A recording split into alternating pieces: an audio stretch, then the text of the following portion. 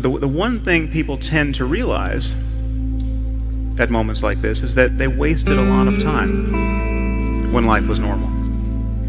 Okay, it's not just what they did with their time. It's not just that they spent too much time working or compulsively checking email. It's that they cared about the wrong things. They regret what they cared about.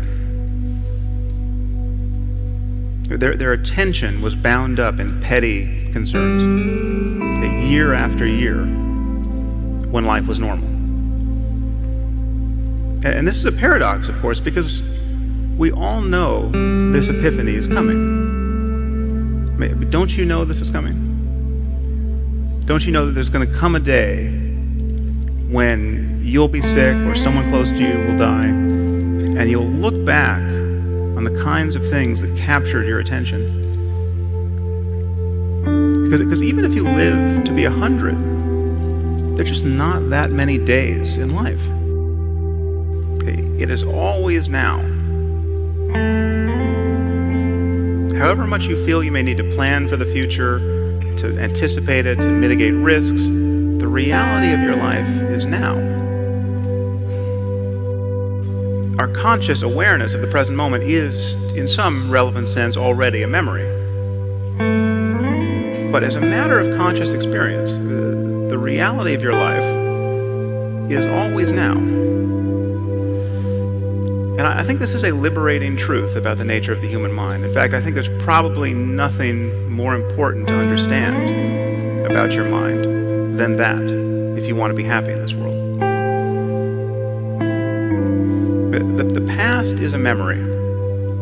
It's a thought arising in the present. The future is merely anticipated. It is another thought arising now. What we truly have is this moment and this. And we spend most of our lives forgetting this truth, repudiating it, fleeing it, overlooking it. And the horror is that we succeed. We manage to never really connect with the present moment and find fulfillment there because we are continually hoping to become happy in the future. And the future never arrives. Now, even when we think we're in the present moment, we're in very subtle ways always looking over its shoulder, anticipating what's coming next. We are always solving a problem. And it's possible to simply drop your problem, if only for a moment, and enjoy whatever is true of your life in the present.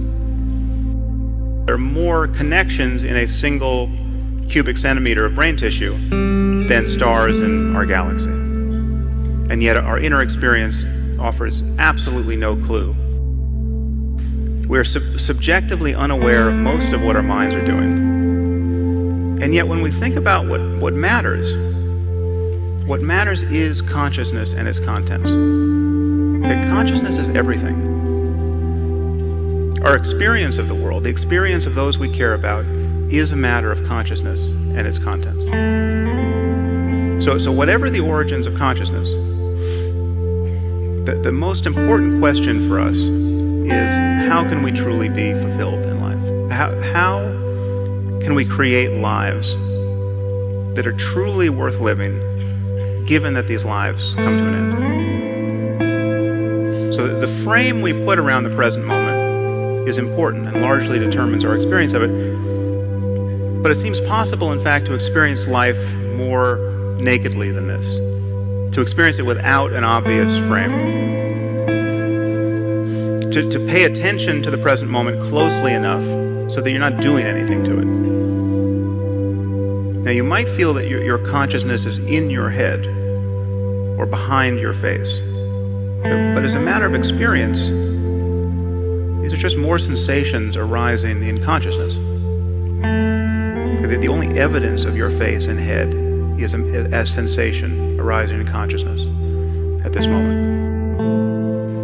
Whatever you can possibly notice in your body, in your mind, in the world, has only one place to appear: in your conscious experience.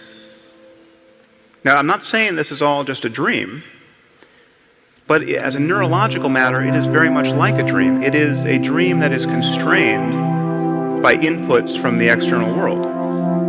And the dreams we call dreams at night are dreams that are not constrained by the external world. But your mind is all you have. Okay, it's all you've ever had. It's all you have to offer other people.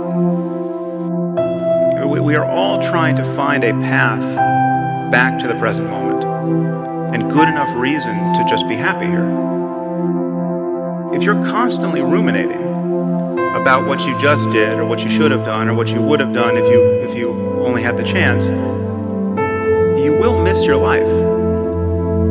You'll fail to connect with it. You'll fail to connect with other people. Okay, but being the mere hostage of the next thought that comes careening into consciousness isn't useful. So if there's an antidote to the fear of death and the experience of loss that's compatible with reason, I think it's to be found here.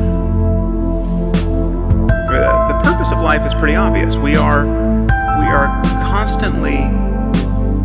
Why do we create culture and form relationships beyond matters of mere survival?